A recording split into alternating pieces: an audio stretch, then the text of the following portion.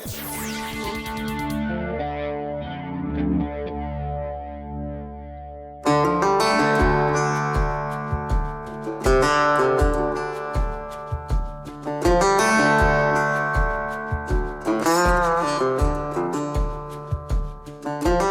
guys, welcome to TFL Classics. Today, Case and I have a cool video for you today because we are comparing two second-gen Dodge trucks. These trucks are much loved by enthusiasts, but we've got what, Case, a half-ton and your heavy-duty? Yeah, we have a 1500 and a 2500, so both diesel and gas.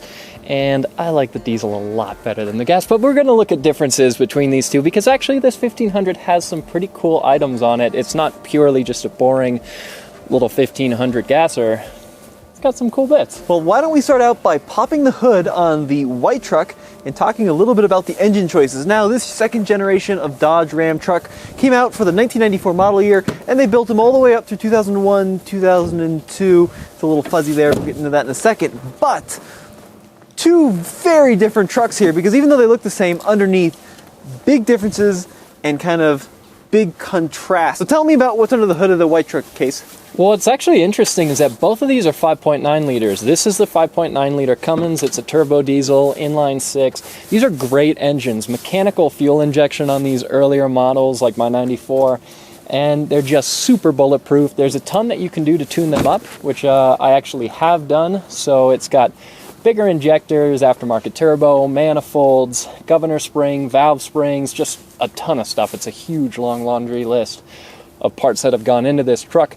But this over here has a 5.9 liter Magnum. It's a gas V8. And what's interesting is that gas V8 in the 1500 actually made more horsepower than this 5.9 liter Cummins from the factory. It was 245 versus 175. Yeah, that's right. But the Cummins is really the reason that I think these trucks are so much beloved within the community, because if you're not into trucks, it's kind of like putting a heavy-duty, like big truck semi-engine in some ways under the hood of a consumer-based passenger truck, right, Case? It's kind of like a good way to look at it if you're not into these trucks. Absolutely, especially being an inline six. It's nice. That makes it easier to work on, and it's kind of the same layout that you do get in most semis.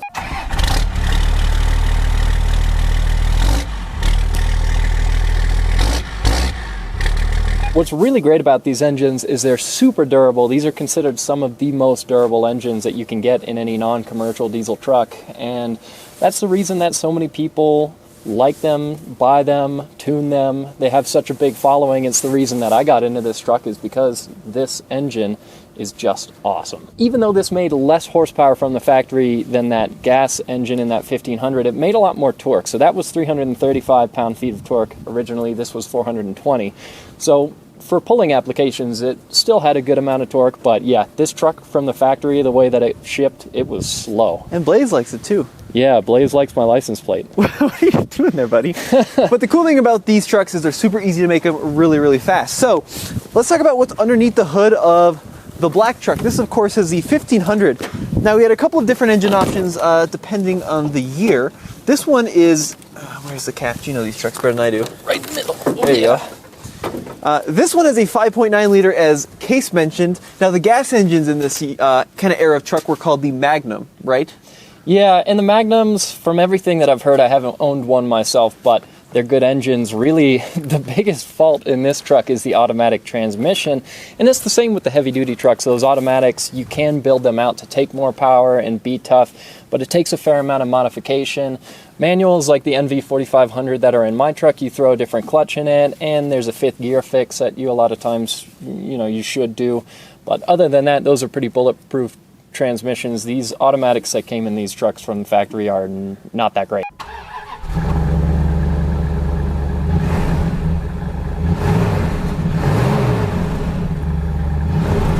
So it's worth noting, if you want the diesel, you have to get like a 2500 or a 3500. You can't get them in the smaller, lighter duty 1500.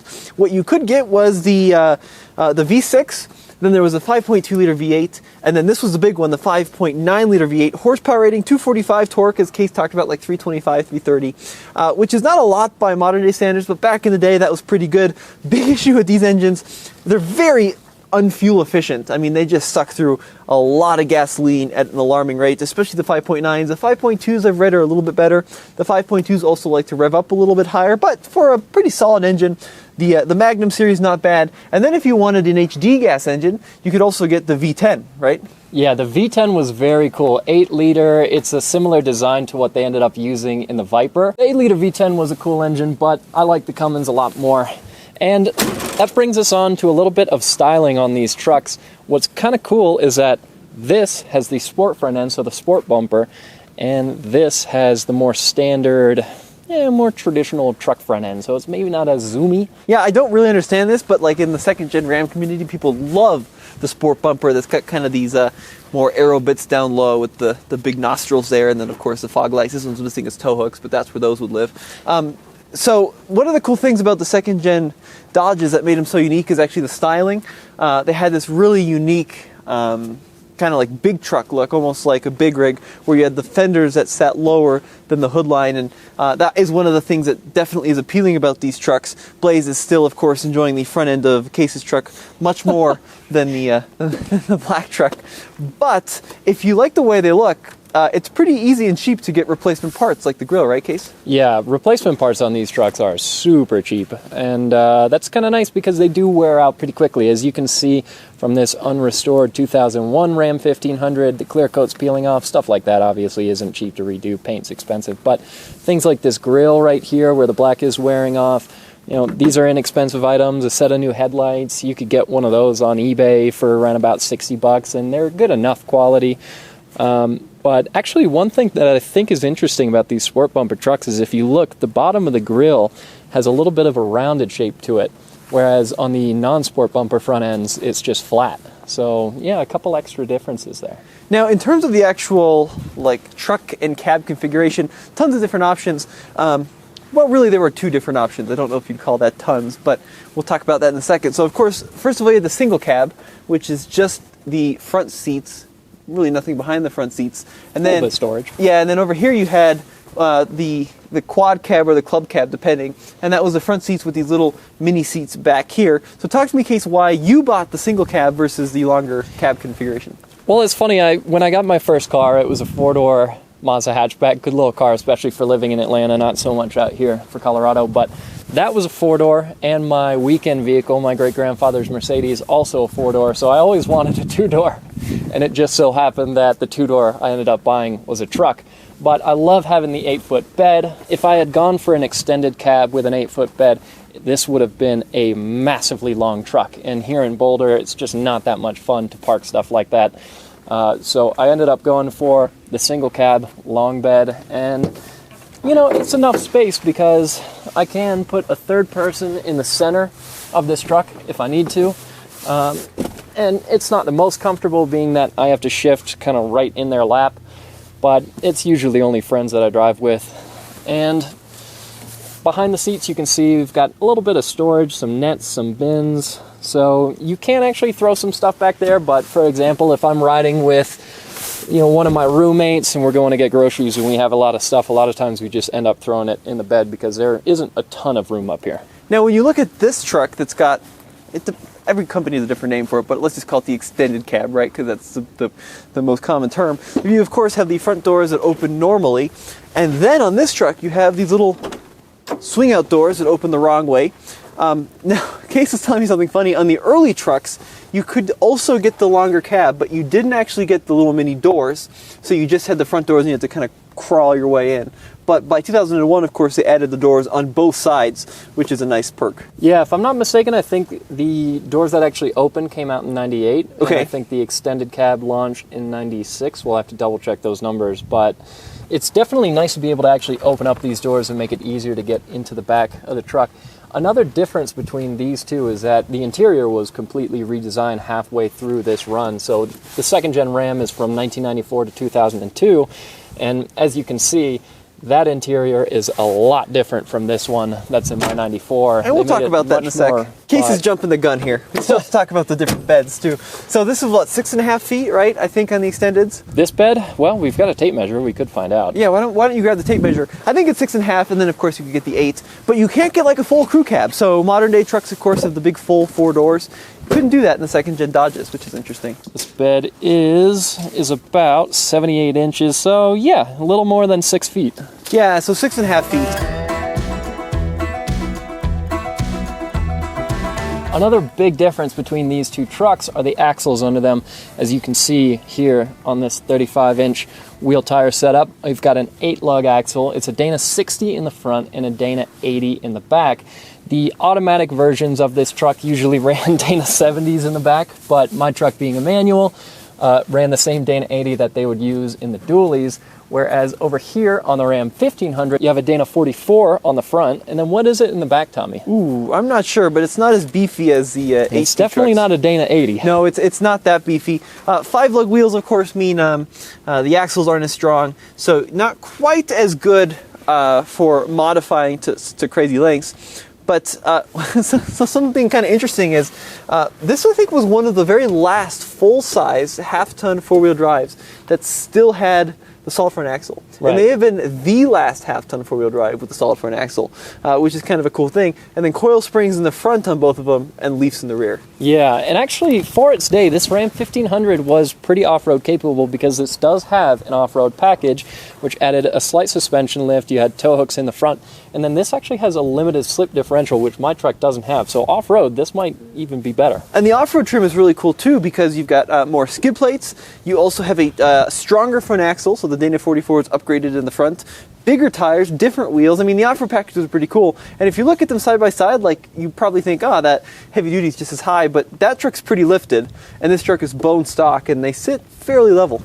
Yeah, it's really not a massive difference in terms of the height. I'd say I definitely have a bit more ground clearance, and all I actually did to get my truck up higher was a 2-inch spacer in the front, so at the moment it's just a very cheap lift, and, you know, down the road it'll be nicer, but cheap lift, and obviously the big tires, that lifts it up a little bit, but otherwise the rear suspension is stock, and it's pretty much the same as far as we can tell with this truck. It's obviously a used truck that we bought very cheap, so it's hard to tell what all has been done to it, but this seems to be pretty much at its factory height. Yeah, but no limited slip in the white truck, and then this one, being the off-road trim, has a factory, which is pretty cool. Yeah. All right, let's talk about the insides. Okay, so why don't you jump in the white truck and show us around.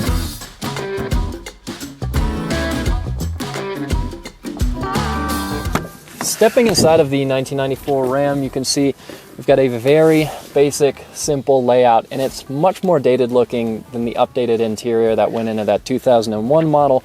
It's more square and just doesn't look quite as integrated, quite as modern, but you still have cruise control, you've still got obviously a stereo, you've got the climate controls you need. It's pretty basic, but you don't need a whole lot more than this out of a truck, and I daily drive this truck, so I can honestly say, yeah, this gives you everything that you need and nothing that you don't. Now here's one feature on top of the power windows and power locks in this 94 Ram that I think is awesome. You've got a spot to put all of your cassettes, as well as a good place for your new Ram pickup brochure. And of course I've got a Haynes repair manual in here, not because I have to repair it all the time, but just because I like to have it, as well as a bunch of factory documents, the original spec sheet.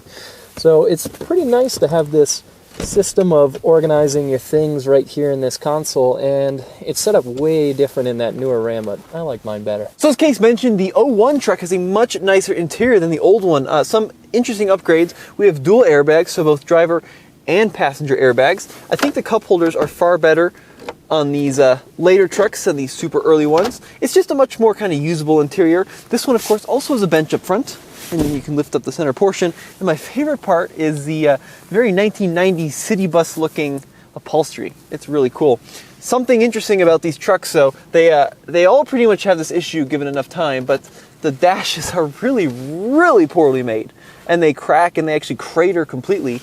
So there are upgraded dash pads that you can get, and different dash replacements altogether, but that is something that you're probably just going to have to deal with if you're shopping for these trucks. But overall, very good interiors. This truck also has the four-wheel drive selector on the ground here with 2 high, 4 high, and 4 low functionality. And the seats are really good. I like the integrated headrest as well. They look pretty vintage and cool.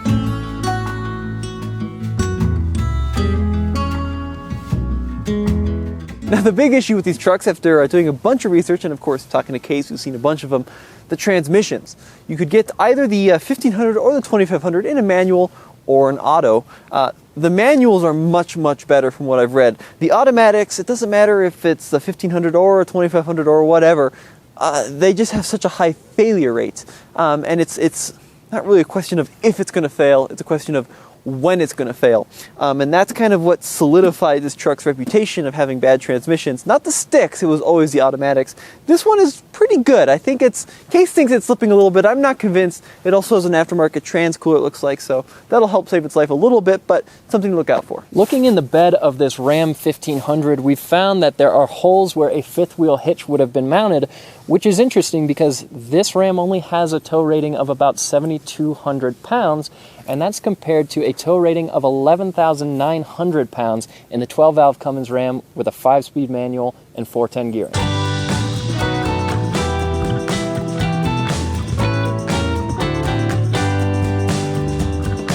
So some common issues with these trucks, we talked about transmissions, but also, Case, rust can be a big problem.